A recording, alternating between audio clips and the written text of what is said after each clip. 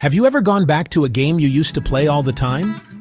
I'm talking about those old Roblox games, the ones that started it all for so many of us. I logged on the other day, and it was like opening a time capsule. Suddenly, all these amazing memories came flooding back. I remembered spending hours and hours glued to the screen, exploring these blocky worlds with friends. It wasn't about the fancy graphics. It was about the pure, simple fun of it all. And those moments are just as brilliant to think about today, on October 3rd, 2025. It's funny how a simple sound or a specific map can take you right back. You remember the click of the old stud currency, the classic oof sound, and the look of the old character models. These were the building blocks of our adventures. We didn't need super complex games to have a good time. We just needed a place to hang out, a challenge to overcome, and friends to share it with. It was a different era of gaming, one that felt so creative and new. Every server felt like a playground where anything could happen, and we were all just so excited to be a part of it. Thinking about it now, it's the feeling of discovery that I miss the most. Every day there was a new game to try, a new corner of the platform to explore.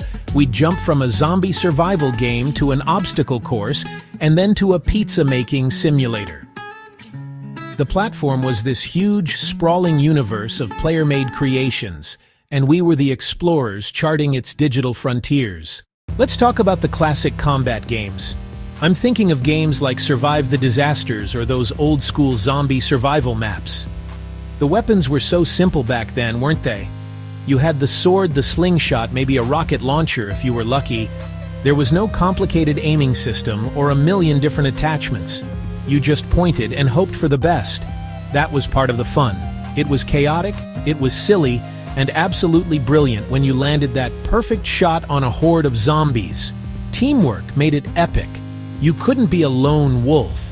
You had to work together. Someone was the lookout. Another tried to fix the shelter. A few others fought off the monsters. Everyone had a role, and when it clicked, it felt amazing. No voice chat needed most times. Emotes and in-game chat did the job. We had a silent understanding, an unstoppable force. The challenges were wild, meteor showers. Now who could forget the classic player versus player games? I'm talking about the sword-fighting arenas, the paintball matches, the intense battles in games like the normal elevator when it went haywire. This is where we all thought we were pros.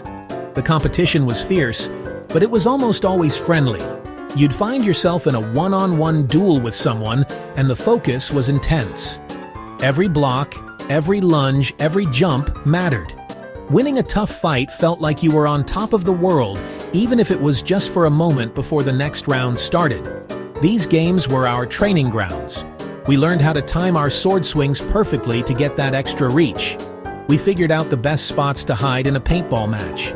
We practiced and practiced, not because we were trying to be the best in the world, but because it was fun to see ourselves improve. I remember finally mastering a tricky move and using it to win a duel against someone I'd been battling with all day. That feeling of accomplishment was massive. Then there were the border role-playing games. These were on a whole other level of creativity. In these games, you'd join a side. Maybe you were a guard defending the glorious nation of Robloxia. Or maybe you were an outsider trying to find a way in. The rules were complex and often made up on the spot by the players running the game.